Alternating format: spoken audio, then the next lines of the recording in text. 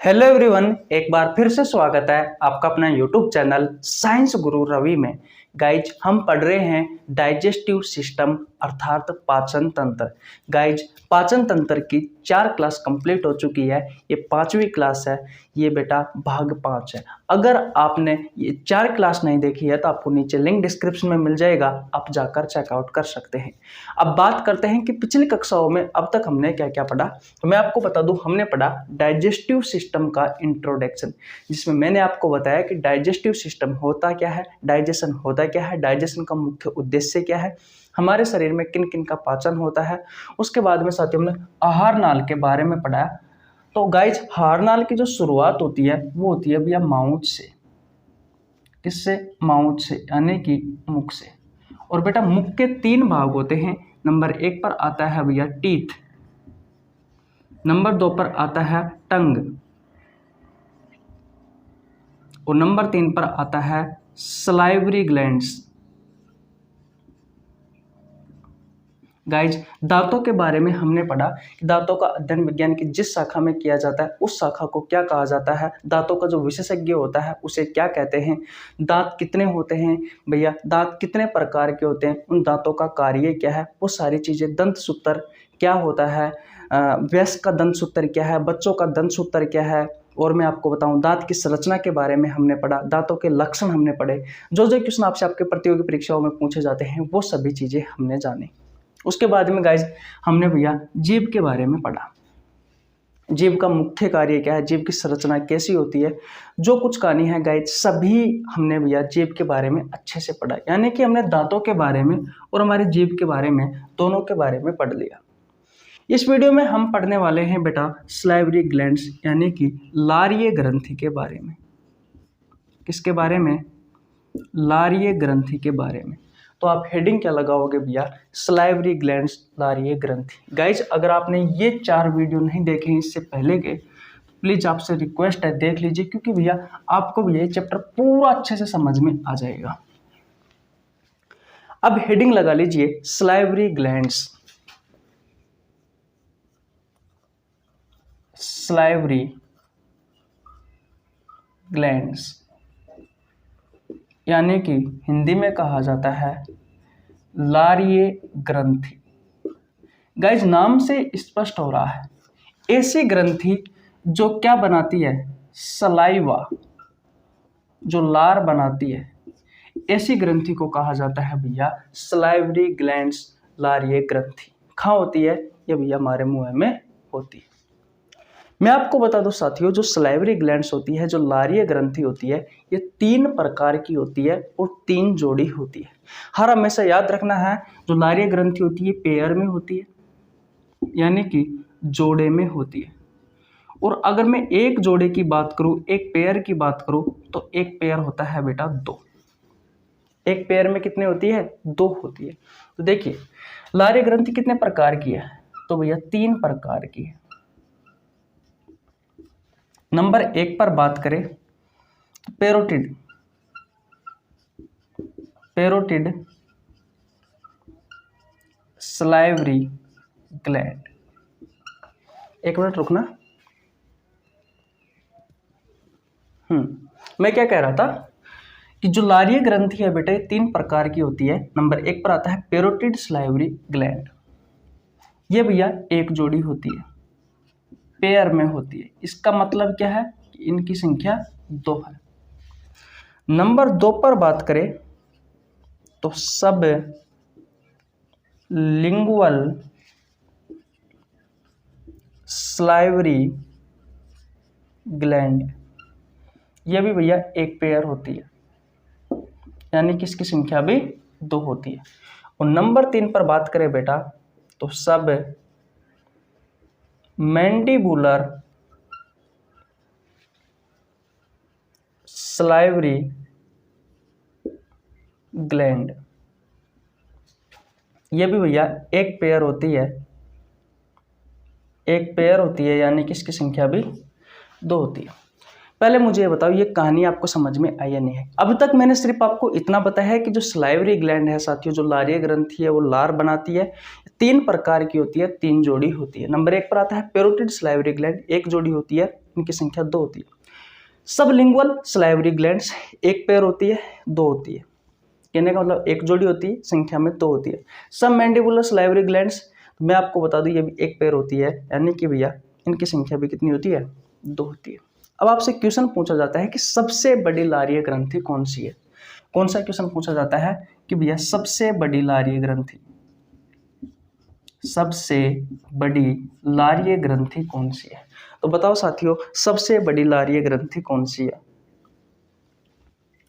जल्दी जल्दी comment box में बताओ भैया सबसे बड़ी लारीय ग्रंथि कौन सी है, कौन सी है। मैंने बेटा ऑप्शन के सामने लिखा है पैरोटिड सलाइवरी ग्लैंड्स जो होती है बेटा ये भैया सबसे बड़ी लारीय ग्रंथि है। ये आपसे रेलवे में पूछा गया क्वेश्चन है। अगर आपसे क्वेश्चन पूछा जाए बेटा कि सबसे छोटी ग्रंथि कौन सी है, सबसे छोटी लारीय ग्रंथि, सबसे छोटी सलाइवरी ग्लैंड्स है भैया sublingual salivary glands. 2 question complete हुए। मैंने कहा कि क्या बनाती है, लार बनाती है। याद रखना बेटा ये जो सब मैंडिबुलर सलाइवरी ग्लैंड्स होती है ना ये अकेली 70 से 75% लार बनाती है, 70 से 75% लार बनाती है ये अकेली, और ये दोनों मिलकर बेटा कितनी 25 से 30%, 25 से 30% लार बनाएगी भैया। बोलो इतनी कहानी आपको समझ में आई या नहीं आई बेटा, सबसे पहले मुझे ये बताओ, यानी कि सबसे ज्यादा लार बनाने वाली ग्रंथि कौन सी। अगर आपसे क्वेश्चन पूछे तो सब मैंडिबुलर सलाइवरी ग्लैंड्स है जो 70 से 75% लार बनाती है, और ये दोनों पैरोटिड सलाइवरी ग्लैंड्स और सबलिंगुअल सलाइवरी ग्लैंड्स दोनों मिलकर के बेटा 25 से 30% लार बनाती है। अब बात करते हैं बेटा कि ये ग्रंथि होती कहाँ है। तो सबसे पहले बात करें पैरोटिड सलाइवरी ग्लैंड्स, तो ये होती है भैया हमारे कान के पास, एक यहाँ पर होती है और एक यहाँ पर होती है, दोनों इस जगह पर होती है ये सलाइवरी ग्लैंड्स। मैंने कहा इनकी संख्या 2 होती है, एक इधर और एक इधर।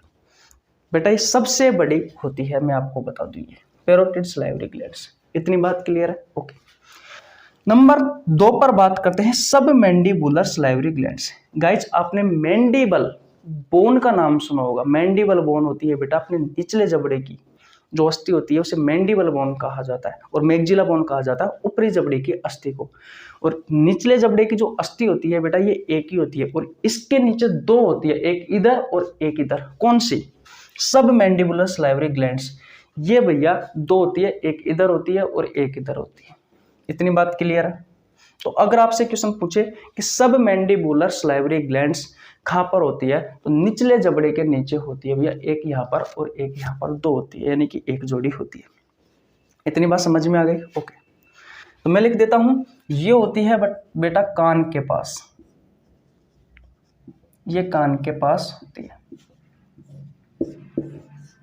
और ये होती है भैया निचले जबड़े के नीचे, निचले जबड़े के नीचे। किसी को यहां तक कोई परेशानी नहीं होनी चाहिए।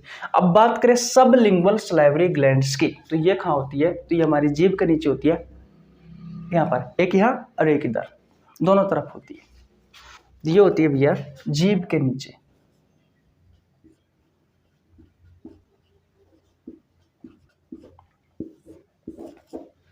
बोलो बोलो साथियों, बोलो भैया, क्या ये कहानी आपको समझ में आई या नहीं आई।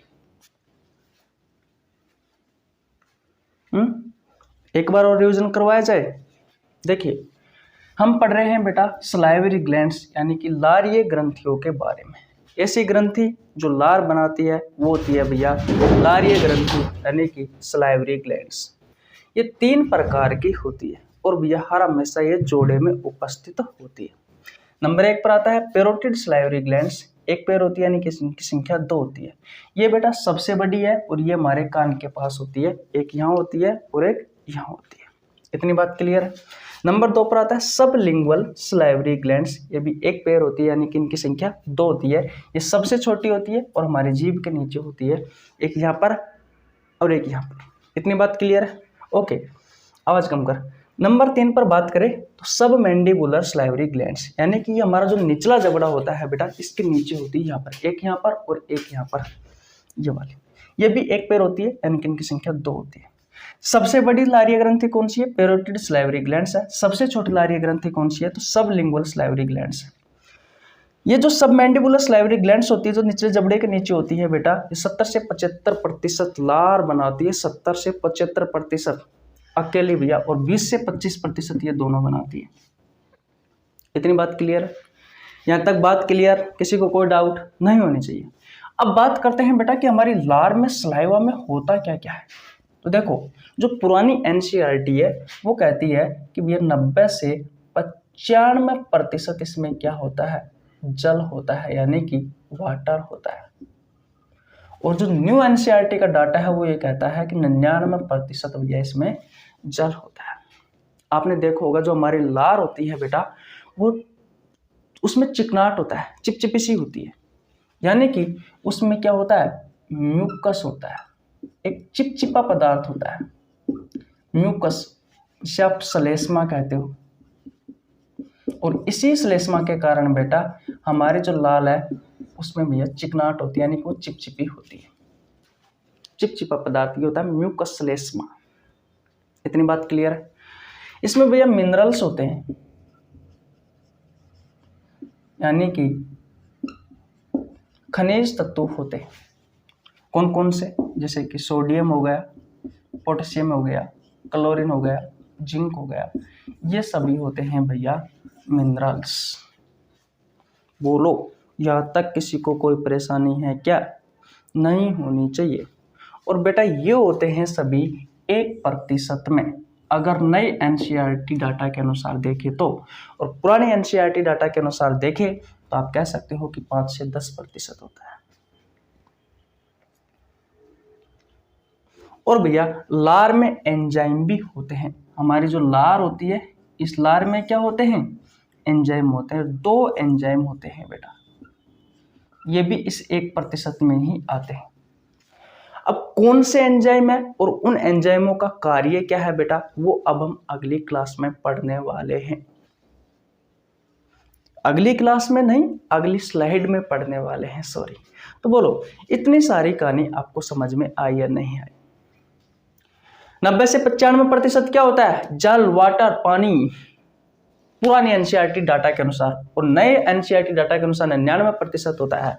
और 1% में बेटा एक म्यूकस श्लेष्मा, ये एक चिपचिपा पदार्थ होता है जिसके कारण हमारी लार में चिपचिपी सी होती है, चिकनाट होता है वो। और मिनरल्स को हिंदी में कहा जाता है खनिज तत्व। सोडियम, पोटेशियम, क्लोरीन और जिंक, ये सभी बेटा हमारी लार में पाए जाते हैं मिनरल्स। और भैया 2 एंजाइम भी होते हैं हमारी लार में, ये सभी होते हैं बेटा 1% में। कहानी समझ में आई? ओके, तो स्क्रीनशॉट ले लीजिए, आगे बढ़ते हैं। ले लिए स्क्रीनशॉट? ओके, देखिए भैया, लारी ग्रंथि क्या करती है बेटा? सलाइवा बनाती है। क्या बनाती है? सलाइवा, यानी कि लार। और इस लार में भैया 2 एंजाइम होते हैं। क्या होते हैं? 2 एंजाइम।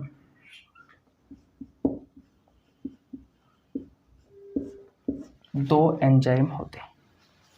नंबर 1 पर बात करें तो लाइसोजाइम एंजाइम।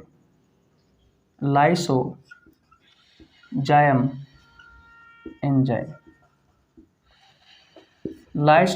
एंजाइम। और नंबर 2 होता है भैया सलाइवरी एमाइलेज एंजाइम। हिंदी में भी लिख देता हूं इसे भैया, लाइसोजाइम एंजाइम। और नंबर 2 होता है बेटा कौन सा? सलाइवरी एमाइलेज एंजाइम, या फिर आप लिख सकते हो टाइलिन एमाइलेज एंजाइम। बोलो भैया, अब इन दोनों एंजाइमों के कार्य आपसे पूछे जाते हैं। मैंने ये कहा कि आपकी लारीय ग्रंथि लार का निर्माण करती है। लार में 2 एंजाइम होते हैं। नंबर 1 पर आता है लाइसोजाइम एंजाइम, यानी कि हिंदी में भी सेम नाम है, लाइसोजाइम एंजाइम। और दूसरा होता है सलाइवरी एमाइलेज एंजाइम, या फिर आप कह सकते हो कि टाइलिन एमाइलेज एंजाइम। कार्य देखिए बेटा, कार्य से आपके प्रतियोगी परीक्षाओं में क्वेश्चन पूछा जाता है। जो आप खाना खाते हो, अगर खाने के साथ में बेटा कोई कीटाणु आ गया, कोई जीवाणु आ गया, तो ये लाइसोजाइम बेटा इन्हें नष्ट करने का कार्य करता है। इन्हें क्या करता है? नष्ट करता है। लेकिन भैया ये सभी बैक्टीरियाओं को नहीं मार पाता, कुछ ही बैक्टीरिया होते हैं ऐसे जिन्हें ये मार पाता है, नहीं तो आपको बैक्टीरिया से संबंधित कोई बीमारी होती ही नहीं। ये वायरस को भी नहीं मार पाता, ये जो वायरस होता है इस वायरस को भी नहीं मारता, ये वायरस को भी नहीं मारता। मैं लिखूँ आया तो कंफ्यूज हो जाओगे। तो ये क्या करता है? कीटाणुओं को मारता है और बैक्टीरियाओं को, और बैक्टीरियाओं में से भी सभी बैक्टीरियाओं को नहीं, कुछ बैक्टीरियाओं को मारता है भैया। कौन? लाइसोजाइम एंजाइम, जो खाने के साथ आया है उसको। तो अगर आपसे क्वेश्चन पूछे कि लाइसोजाइम एंजाइम क्या करता है भैया, तो खाने के साथ आने वाले कीटाणु और भैया जो बैक्टीरिया होते हैं उन्हें नष्ट करने का कार्य करता है, उन्हें खत्म करने का कार्य करता है। लेकिन भैया पूरे बैक्टीरियाओं को नहीं, कुछ बैक्टीरियाओं को, कुछ जीवाणुओं को, पूरे जीवाणुओं को नहीं। इतनी बात क्लियर है? ओके। अब बात करते हैं सलाइवरी एमाइलेज एंजाइम की, ये क्या करता है। तो भैया हम 3 प्रकार के न्यूट्रिएंट खाते हैं। नंबर 1 पर आता है कार्बोहाइड्रेट, नंबर 2 पर आता है प्रोटीन, और नंबर 3 पर आता है फैट या फिर लिपिड्स, जिसे आप वसा कहते हो। इसे प्रोटीन और इसे भैया कार्बोहाइड्रेट, ये तो सेम ही नाम है। 3 प्रकार के न्यूट्रिएंट आप खाते हो। लेकिन बेटा हमारे मुंह में ये जो सलाइवरी एमाइलेज एंजाइम या टाइलिन एमाइलेज एंजाइम है, ये भैया जो कार्बोहाइड्रेट होता है ना, इस कार्बोहाइड्रेट को हम किस फॉर्म में खाते हैं, मैंने बायोलॉजी का पाचन तंत्र का इंट्रोडक्शन पढ़ाया था, तब बताया था। इसे हम स्टार्च की अवस्था में खाते हैं, स्टार्च की अवस्था में खाते हैं। और बेटा इस स्टार्च को ये जो एंजाइम होता है सलाइवरी, शॉर्ट फॉर्म में लिख देता हूँ, एमाइलेज एंजाइम या फिर टाइलिन एमाइलेज एंजाइम, ये किस में बदल देता है? ये भैया माल्टोज में बदल देता है, माल्टोज में कन्वर्ट कर देता है। यानी कि यहाँ पर कार्बोहाइड्रेट का पाचन तो होता है, लेकिन ये पाचन कैसा होता है बेटा? अपूर्ण पाचन होता है। और भैया यहाँ पर प्रोटीन और फैट अपचित भोजन है। ये क्या है? अपचित भोजन है। यहाँ पर सिर्फ किसका पाचन हुआ है? कार्बोहाइड्रेट का। और वो पाचन भी कैसा है? वो पाचन भी अपूर्ण पाचन है। अब बेटा ये जो मिक्स है, ये जो मिक्स भोजन है, इस मिक्स भोजन को ही क्या कहा जाता है? इस मिक्स भोजन को ही कहा जाता है भैया बोलस, जिसे आप कहते हो।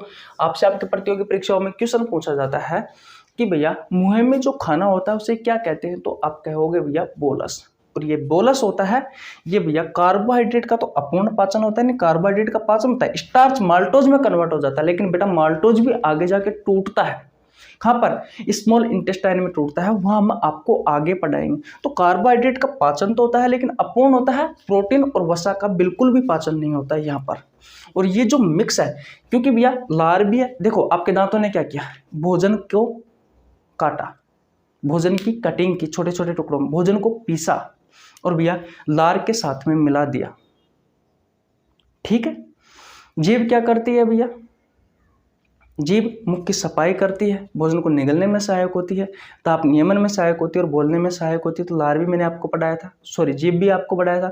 जीभ क्या करती है? तो हमें टेस्ट देती है, स्वाद देती है। लेकिन जब आप सलाइवरी ग्लैंड्स के बारे में पढ़ते हो तो ये क्या बनाती है? लार। और भैया लार जैसे ही बनी भोजन के साथ में मिली तो भोजन में क्या है? चिकनापन सा आ जाएगा, जिससे हमारे शरीर तक, भोजन नली तक, पेट तक आसानी से पहुंच सके। और बेटा यहाँ पर कार्बोहाइड्रेट का तो अपूर्ण पाचन होता है, ठीक है, स्टार्च माल्टोज में बदलता है, लेकिन प्रोटीन और वसा का पाचन ही नहीं होता। ये अपचित भोजन है, कार्बोहाइड्रेट पचित भोजन है, लेकिन अपूर्ण रूप से है। और बेटा ये जो भोजन का मिश्रण है, जिसमें कार्बोहाइड्रेट अपूर्ण पाचन हुआ है, कार्बोहाइड्रेट का स्टार्च माल्टोज में परिवर्तन हुआ है, प्रोटीन और वसा अपचित भोजन है, ये जो मिश्रण है भोजन का बेटा ये होता है भैया, इसे भोजन को कहा जाता है बोलस। अब बाद में ये बोलस कहाँ जाएगा बेटा? ये जाएगा हमारी भोजन नली में, ये होती है फूड पाइप, जिसे आप ईसोफेगस भी कहते हो, भोजन नली में जाएगा भैया इसके बाद में ये भोजन। तो भोजन नली के बारे में हम कल पढ़ेंगे, कल की वीडियो में पढ़ेंगे। पहले मुझे बताओ ये सारी कहानी आपको समझ में आई या नहीं आई? देखिए, लाइसोजाइम एंजाइम ने कुछ नहीं किया, खाने के साथ आने वाले कीटाणुओं को नष्ट किया, जीवाणुओं को नष्ट किया, लेकिन बेटा पूर्णतः जीवाणुओं को नष्ट नहीं कर सकता।